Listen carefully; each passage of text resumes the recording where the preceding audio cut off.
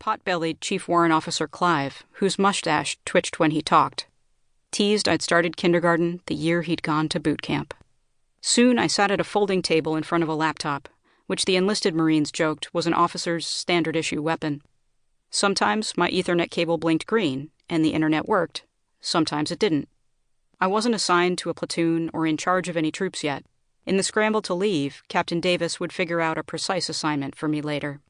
I didn't know it then, but broken wires, this bane of communications troops, would dog me over the next 8 months. Within the next few weeks, I drew a Kevlar helmet and a flak vest one size too big. I fitted the straps on my pack, pulling them ever tighter. Supply ordered me an extra small pair of steel-toed boots. Mercifully, my issued gas mask worked well when I, Clive, and 30-odd others filed into the gas chamber. Though an armory clerk issued me a pistol, there was no time for the shooting range. Instead, I stood in an hours-long line for shots against yellow fever, typhoid, anthrax, and smallpox, the last of which gave me swollen glands and chills. I sealed the pus-sweeping vaccination site under a waterproof bandage, sweating out fever on my roommate's couch. It would take a month for the scar to form. When I told my roommate Nell that I was deploying, her curly hair bounced with excitement. She'd returned from Kuwait a few months before, where she'd helped dismantle a base from the initial invasion. Petite and athletic, the second youngest of 7 children, she'd saved my sanity back at the basic school, telling corny jokes as we dressed for early morning hikes. Her sunny disposition had survived Quantico's gas chamber, where she'd brought a disposable camera, thinking our red-eyed choking would be hilarious to preserve on film. Whether she was training for a marathon, dancing at a club, or rolling down the Pacific Coast Highway with an open sunroof and pink tunes blaring, her enthusiasm was contagious. Over the next few weekends, we savored frozen yogurt and In-N-Out burgers while I shopped to go to war. I blew $100 at Walmart to stuff a coffin-sized footlocker with shampoo, detergent, Ziploc bags, and candy. At Staples, I spent an embarrassing $385, 1/6 of a bi-monthly paycheck, to individually laminate every page of my Communications Information Systems Officer Course Field Book.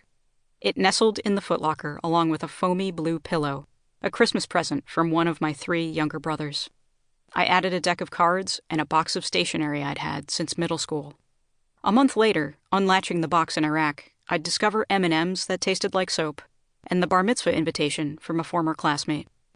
This deployment was partial payment of my Reserve Officers Training Corps debt. In exchange for full tuition and a stipend, I owed the Marines at least 4 years of active duty. Packing for war marked the culmination of 4 years of study, 18 months of training, and 15 years of running far away from home. I stuffed fear way down in my rucksack, tucking resentment of my divorced parents between tight folds. I scrunched in homesickness for my brothers, pushed away insecurity over the college boys who'd rejected me, and stripped down deployment's discomfort along with the bed linens. I counted out T-shirts and shorts, and folded new desert camouflage into duffel bags inked with my last name, their seams puckered in silent rebuke. A laptop case held my new Dell. Inside I tucked extra underwear, 1 clean T-shirt, and 3 more bags of M&Ms. I slid my will into a green LL Bean backpack, the kind with a reflective stripe.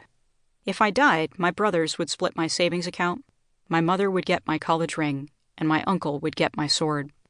On a sheet of notebook paper, I scrawled funeral instructions for a Roman Catholic ceremony, a couple of schmaltzy song titles, and to be buried with the pink blankets I'd slept with since birth. Deployment would be the longest stretch I'd sleep without them. By the time the alarm went off on my final morning in California, I'd burst awake with adrenaline several times.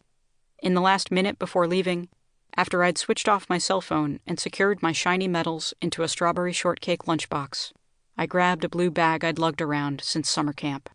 In went the folded blankets. I buried my face in them, inhaling deeply their comforting scent. My scent. Then I zipped up the bag.